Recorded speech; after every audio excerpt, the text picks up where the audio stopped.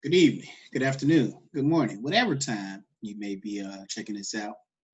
It's kind of late on this end, but hopefully we can have a productive class nonetheless. This is the lecture that's scheduled for August 25th, 2020. Um, had to postpone it, unfortunately. I apologize for the inconvenience, but we'll get caught up to speed pretty rapidly. Recall, class, that last time we began talking about social values and norms. These are core components, values, and norms of societies and culture. I'll go through this first section pretty swiftly, as of course, this should be reviewed. But societies, again, are populations that are organized to carry out the major functions of life in their shared geographic territory. So in this regard, France, Nigeria, our very own America, and the fictional Zamunda are all examples of societies. These societies have their own unique cultures. These include the language, beliefs, values, and norms. There's those key words again, pardon me, values and norms. We'll talk about those in great detail. Behaviors and even material objects that are passed from one generation to the next. So keep this in mind as we go through our discussion on hip hop culture. Culture again, the language, beliefs, values, norms, and material objects that are passed from one generation to the next. This definition is not placed here again by happenstance. It obviously is pretty important, not only for this section of the course, but quite frankly throughout the course. So again, keep this in mind in class as you take notes at home or wherever you may be. Please make note as always, and when you see a concept written in italics, like you see here, this is something that you want to give heavy attention to as you prepare for the exam, or for the quizzes, rather. We won't have exams in this class. We will have 2 quizzes. So those concepts that I told you about before, values and norms. Values are pretty much what we determine what's good or bad in a society, what's desirable or undesirable, particularly as it relates to behaviors, but even ideas. Norms, in fact, are the rules of behavior that reflect and enforce our values. So, for example, what you're doing here, getting educated. Education is a major American value. The normal way that we generally present this value in our society is through college education, but also K through 12. We have public education, which is not a feature of every society. Here's that word again, society. Populations that are organized to carry out the major functions of life in a shared geographic territory. So in these societies that have their own values and norms, every society has its own unique values. Some that share. So education is valued in many countries, but the norms in which education is disseminated and is able to be received is unique and distinct from culture to culture and from society to society. There are some norms in society that are so strongly held that they're a core component of the culture. So again, there are certain norms in our society. So it's it's hard for me to think on it because the norms in our society are becoming so blurred. But I suppose it's abnormal for like a man to go into like a nice restaurant with his shirt off. But by and large, it's not illegal. We don't just, we may see the person as strange, maybe a little crude, perhaps not with the highest levels of sophistication like ourselves. But we don't see it as just like, totally morally reprehensible in a way that we might see incest or rape and murder. Again, if we allow these type of norms to be breached, we couldn't really have a society.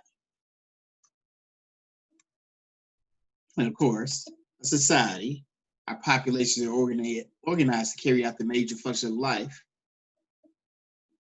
The major functions of life include educating people, providing them health care, keeping them safe. Societies include America, Japan, Nigeria. And within these societies, they have unique cultures, and we'll talk about some nuances within that momentarily. And each culture has its own unique set of values, and the values are reflected through the norms of a society. So whether you're talking about a society, again, populations that are organized to carry out the major functions of life, whether you're talking about a society or a culture, a society or an individual, the best way to really see its values are by really examining its norms, and not the idealized norms that we'll cover at later points in this course, but the actual norms. Each society has two elements of culture. Culture is what again, class? Don't look back. Don't look at your notes. What is culture? Try and answer for yourself in your own words. Think on it for a moment. I'll wait. Excellent.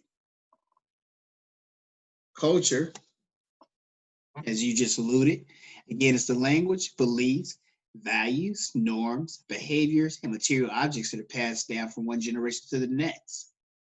There are two components of this, material and non-material culture. I'll allow you to take notes on this very briefly, as this is new information, I believe. I believe this is new information.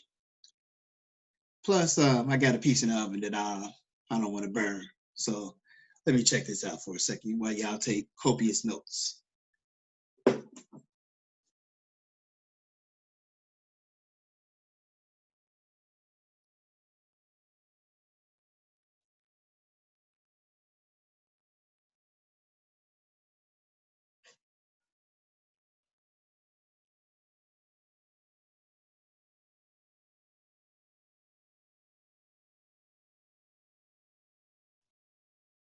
Excellent news. Piece didn't burn, and the lecture can continue.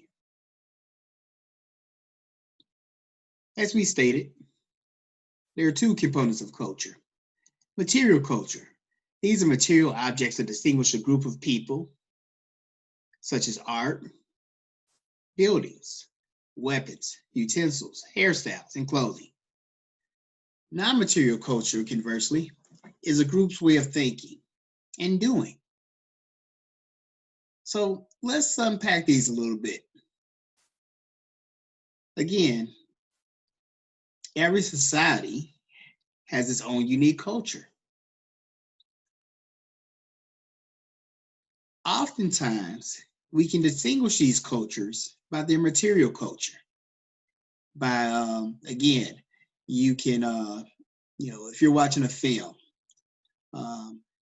and an opening scene of a James Bond film, for example, the buildings in the film can kind of give you a sense of what region of the world you're in. Are you in Europe? Are you in the Middle East somewhere? Are you in Africa? Are you in urban metropolis in America or Canada? So each of these places, the buildings, the architecture is very different. I was going to make a point, but I don't want to get too deep into some future concepts yet. So we'll leave it there with this comparison between different societies.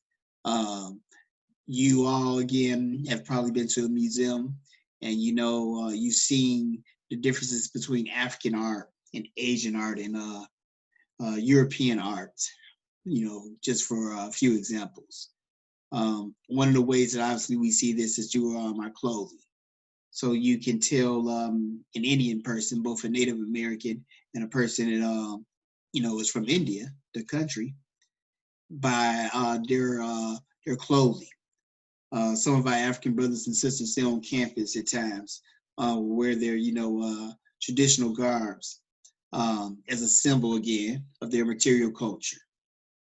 So again, material culture is culture that we can see, touch, and feel. We'll talk about all these concepts more deeply, but try and get the gist of them right now where you can. So material culture, objects that distinguish a group of people. And, in a shorthand way of looking at it, that you can see culture that, again, if somebody is wearing a yarmulke, it would not be unreasonable to think that they're Jewish, because that is a symbol of, that is an aspect of material culture of the Jewish people. Non-material culture, however, is more abstract. You can't see it. It's, again, a group's way of viewing the world. Whether or not it's a belief that they should eat pork or beef. So in Islamic countries, it's believed, again, let's go back, values, how we determine what's good or bad, desirable or undesirable. So non-material culture is related to this very directly. So are you a good or bad Saudi Arabian if you eat pork? Are you a good or bad Indian if you eat beef? Are you a good or bad American if you don't value education? Again, we talked about this value earlier. And that's an example, where obviously, I won't say obviously, but it seems that you all, by being here, have seen some evidence that education is very much tied to your well-being, your income, your overall quality of life in modern America. Not always. Please don't be disillusioned that this is going to be a magic ticket for you. You're going to have to work hard, in spite of the multiple degrees I'm sure you'll have on your way. And you'll need, some good luck, as we all do. But that's neither here nor there. So non-material culture, again, is a group's way of thinking. Do we think that you're a bad American if you value education? Do we think that you're a good or bad American if you don't support the right to free speech? And again, we may not like what someone is saying, but, as ridiculous as some of the things as Donald Trump may say at times, just on occasion, of course. And that's sarcasm, y'all don't, class don't know me that well, so I don't want y'all to get it twisted. I need to be very explicit. But when he says, some of the ridiculous things that he says, probably is literally tweeting right now saying something ridiculous. But most Americans overwhelmingly feel like he has absolutely the right to, to say it, so long as it's not something that's slanderous, which you'll learn about, a term you'll learn about in the civil law portion of some of Professor Rhodes' classes. Bringing it back to sociology, again, there are two aspects of culture, material and non-material. Non-material you cannot see. It's what a person believes, or what a group believes, rather. And the norms should be a reflection of this non-material culture. As I said, we'll come back to these concepts in great detail next week in this class. People don't come out of the womb naturally adhering to the norms of their culture and society. So we have to, both subtly and sometimes very explicitly put pressures on people to get them to conform to the norms of their culture or society. And that's through positive and negative sanctions. As you look through this and you take notes, do a quick Google search, or if you have a dictionary in your phone, and look up the word sanction and see what it says. Look up the word sanction and see what it says.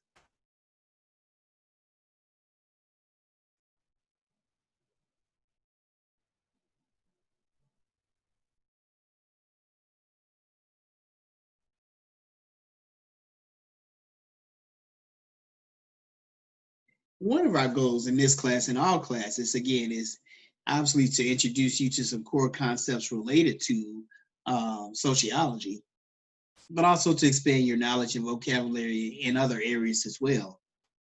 So I encourage you to, continue to avail yourself to these things.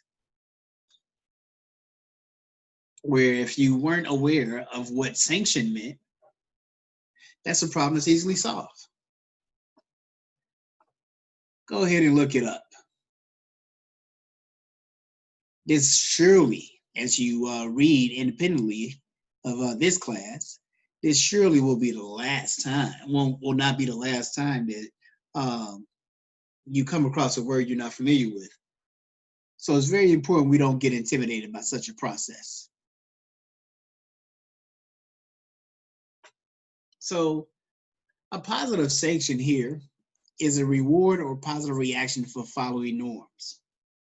A negative sanction is quite the opposite. It's an expression of disapproval for breaking a norm. So in this way, we learn, generally as children, ideally as children, what the norms are in our society. Oftentimes, we may not necessarily understand the values that are behind those norms, but we know, what's considered to be normal and abnormal because the people around us show this very quickly, and most specifically through positive and negative sanctions. So we talked about again before that education is an American value. Without education in these days and times, again, it's more challenging to have market flexibility and upward mobility. Not impossible, but more difficult than it was for our parents and grandparents' generation. As you see though here, school is not always fun. I know that it's probably judgery to many of you all. I know that surely was the case for me as a young man. It was such a wonderful delight to finally be done with it all. Then I decided to do it again and do it again.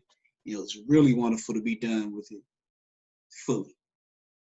And hopefully that will be the case. That will definitely be the case going forward. I ain't getting no more degrees.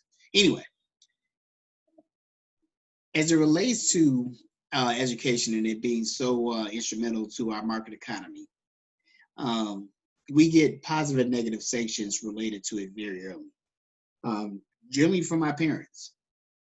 So as early as second, third, fourth grade, you may be told, I would have been told when I was younger, okay, Kareem, if you get all A's and B's this term, when we go pick up your report card, you can give McDonald's that day. And for parents that were a little bit thrifty, look that word up, thrifty. For parents who are a little bit thrifty, that would be quite the reward at times. As moms was all about home cooked meals and all that stuff. So if I was getting some Mickey D's, it was going to have to be for something special. So if I got good grades, I might get a reward like that. Yeah, I might get like an iPhone or like a car. But the positive sanction, it's not really. The goal is to instill norms where I didn't, I didn't understand the value of education obviously that young and why it will be so important to, my future life and endeavors. What I did know is I like McDonald's. And the hope is by getting the positive sanction that the norms become second nature. A smile that if it's normal now for if a woman is walking in front of me for me to open the door for her, generally without even thinking about it. Again, this was sanctioned into me as a young man, as my mother made very clear that there was going to be a norm that I should follow, and she would give me a smile or a positive reaction when I would do it, and she would give me quite the negative reaction if I did not, or didn't show women respect, in most anyway. So in this way, it became, normal and second nature, where ideally you want to follow your norms where you don't even have to think about them. If there are aspects of your culture, your society that you have to question, or if too many people begin to question the norms and values, that becomes a problem. Ideally, a norm is something small. So, in going to church, we all are aware, well, for the most part, we're mainly aware of what's considered appropriate and inappropriate. There's that word again, in a church setting. So the outfit that you may or may not have worn to the club the night before might not always be suitable for a church environment. Now you could wear it because, as we talked about before, it is a free country. That's one of America's values. The freedom to do you and be yourself so long as you're not hurting nobody else. But a negative sanction that you may get will be a frown, or God forbid, whispers. Gossip. Oh my God, I can't believe how she's dressed.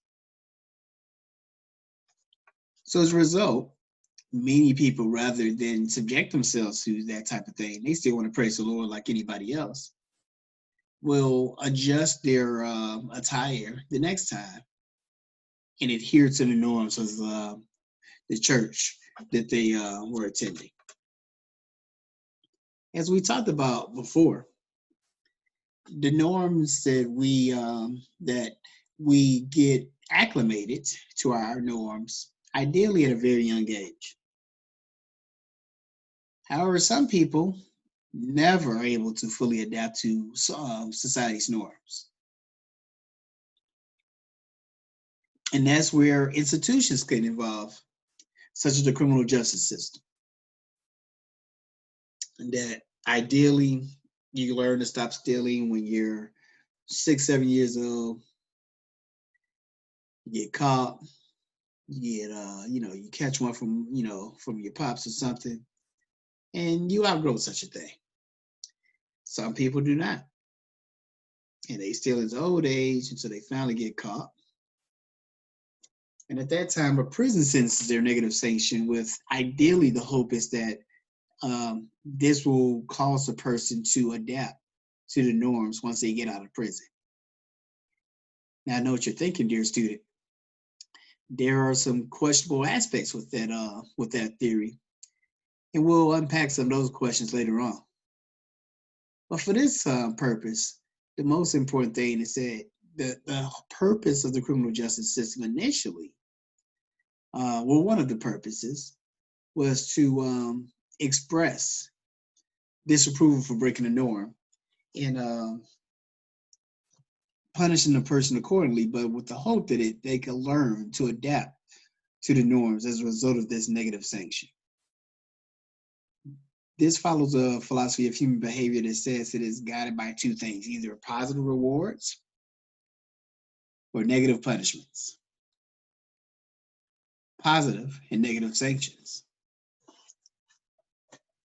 So we talked about a culture before, and even though I know you all are really familiar with this definition by now, let's go back to it one more time.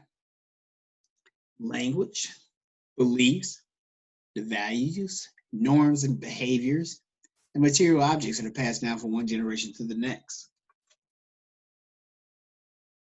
We talked about the two aspects of culture, material and non-material, which I won't go over again here. We talked about how we, again, have to learn our norms, do positive and negative sanctions.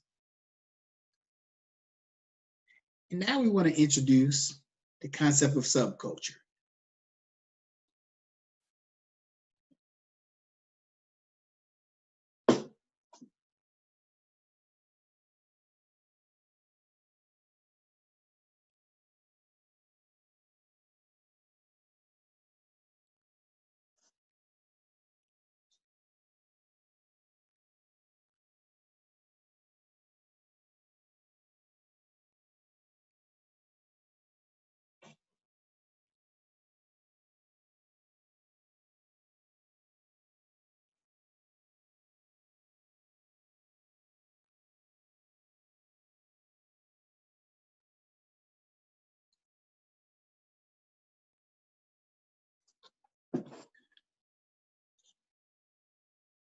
As stated, there are many types of societies around the world.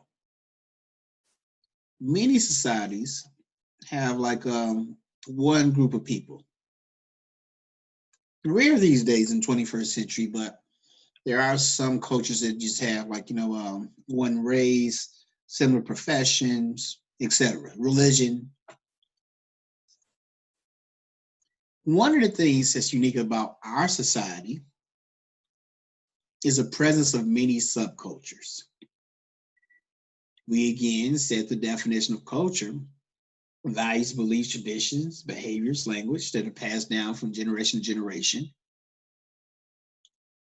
But in countries like the United States, there are many people who group themselves together based on, in many ways, a direct contrast to these values and behaviors of American society, and or at least values that are distinct amongst this group that are not shared equally in American society. With subcultures, in fact, there's often a great deal of overlap between American values and the values of the subculture, the smaller group within the culture. So in this way, some subcultures that you're already familiar with, even if you didn't notice you were, in case you're learning this definition of subculture for the first time, include vegans.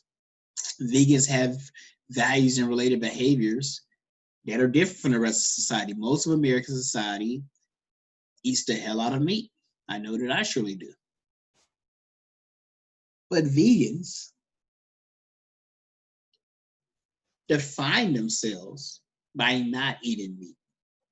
And in fact, here vegans, not vegetarians, I think they're even more hardcore about stuff like me. Again, I've been a vegan myself as an absolute carnivore. But I think they don't like even do dairy or anything that's been produced by an animal, including this meat. Some of you are either or will aspire to be Greeks during your time here at Allen University. So we have many sororities and fraternities that, again, are distinct from the mainstream society. Many of these groups have their own language. They have their own set of values that determine what makes you a good or bad alpha, a good or bad Q dog, a good or bad AKA, that determine what's inappropriate for an Ashiroto to do. Hip hop is also a culture, is a subculture within American culture. Hip hop has its own value system. And you can definitely see all types of aspects of hip hop's material culture. One of the things so that we want to talk about in this class, and that in many cases you may be introduced for the first time, is hip hop's non-material culture. That there's a certain way of thinking and doing and carrying yourself and viewing the world is from a hip hop perspective.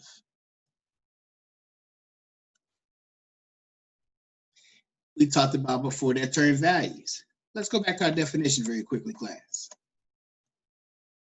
These again are the standards by which people define what's desirable or undesirable, what's good or bad, what's beautiful or ugly. Keep this definition in mind. Very important, obviously.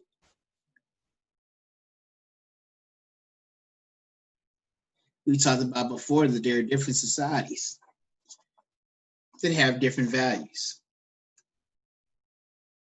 If you go to Nigeria, you probably find that there are different things to determine what's good or bad, or appropriate or inappropriate. It may be different from America. You may go to Switzerland and find that they have their own unique set of values that are different from what you may have been exposed to here in the States.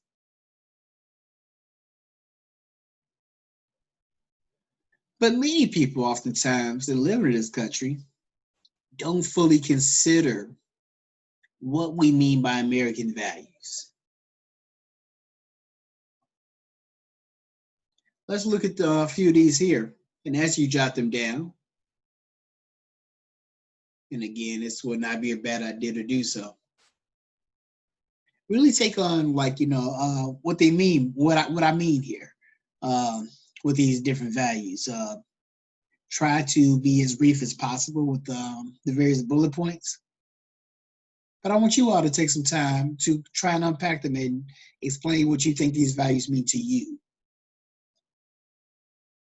Take good notes, and I'll get your take in a moment.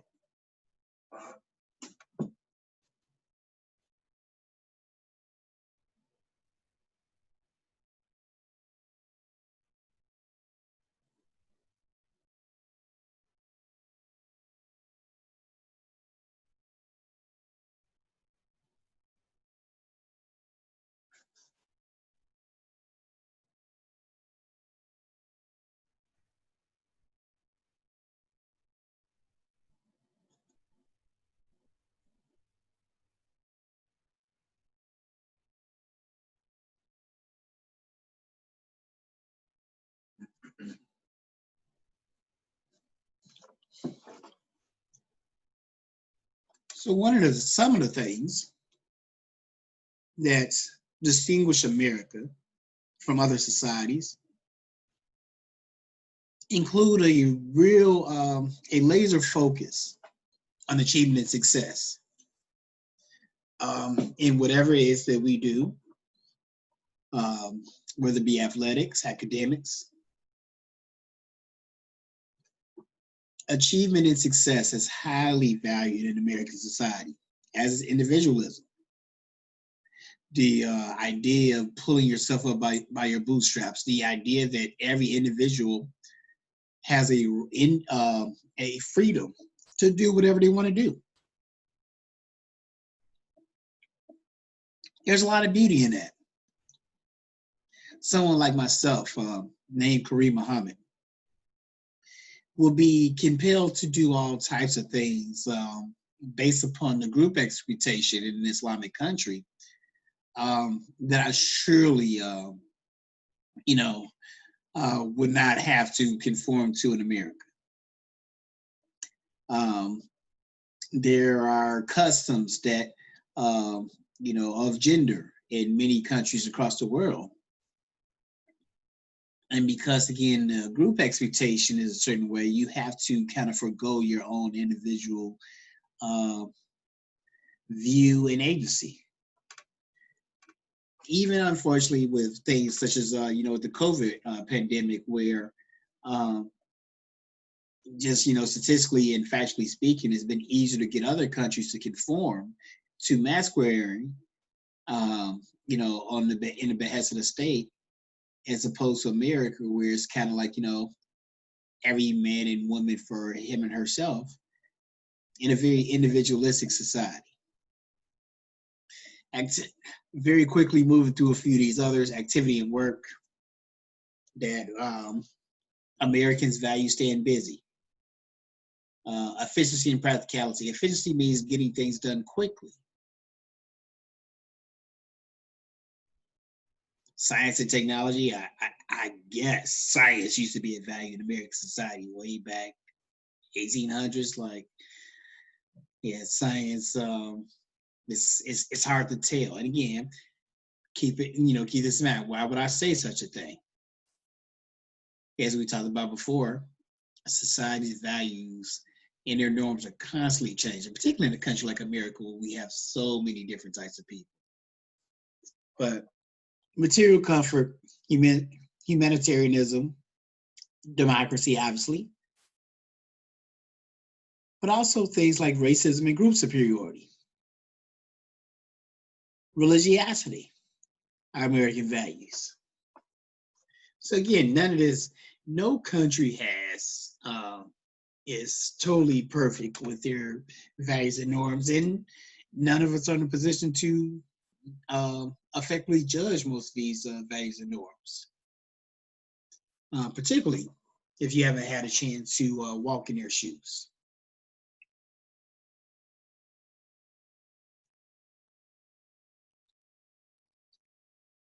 The values of hip hop, in many ways, again, are at odds with these mainstream American values that have been featured on the Democratic platform. I'm sorry, on the Republican platform these last few days. So here, take these in, and as you do, because it's going to be core to what we're going to talk about um, over these next few weeks. Be sure to compare and contrast them. So when we talk about American values, make sure, as always, oops, you understand what we mean by values. We talked about, again, how we determine what's good or bad, what's appropriate or inappropriate, etc. We talked about how subcultures, such as hip hop, have values and norms, behaviors, ways of viewing the world that differ or are distinct from the mainstream culture. So with the understanding again of what we mean by values and what we mean by subcultures such as hip hop, digest these for a moment.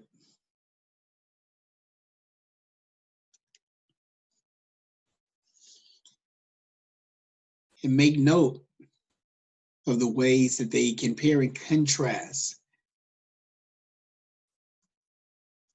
in regards to the competing value systems.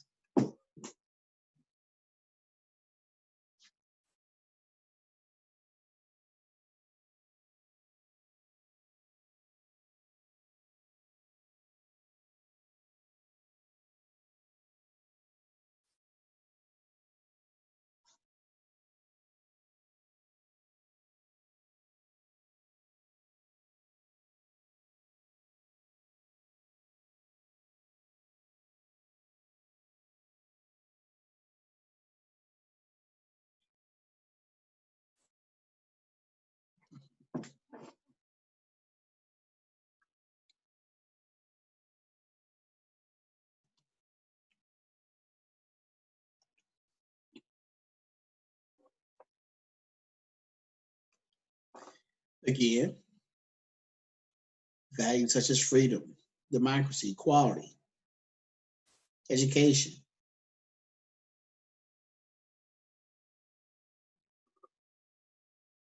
Some of these have a place within hip hop culture as well, subculture. I apologize. However, hip hop is very much a working class culture. Even with as much wealth has been accumulated in the name of this subculture, it is endemically coming from a working class, and by and large, a working class Black perspective. Like America, hip hop can be individualistic, but it's more about collective individuality. What I mean by that is that, as I'm sure many of you know, being a biter, well, maybe I might not know, but being a biter, contrary to whatever you may have heard, is about the worst thing you could possibly be within hip hop subculture. Being original and unique, being an original and unique individual is really important and key. However, it's not the same type of American self-centered individualism that makes people feel like it's okay, um, for them to kill you with COVID, and that they're, rather than be individually inconvenienced by being bound down with, the fucking mask. So it's not that type of self-indulgent me individuality. It's an individuality still rooted within the group identity. We'll speak on all of these much more in Thursday's class.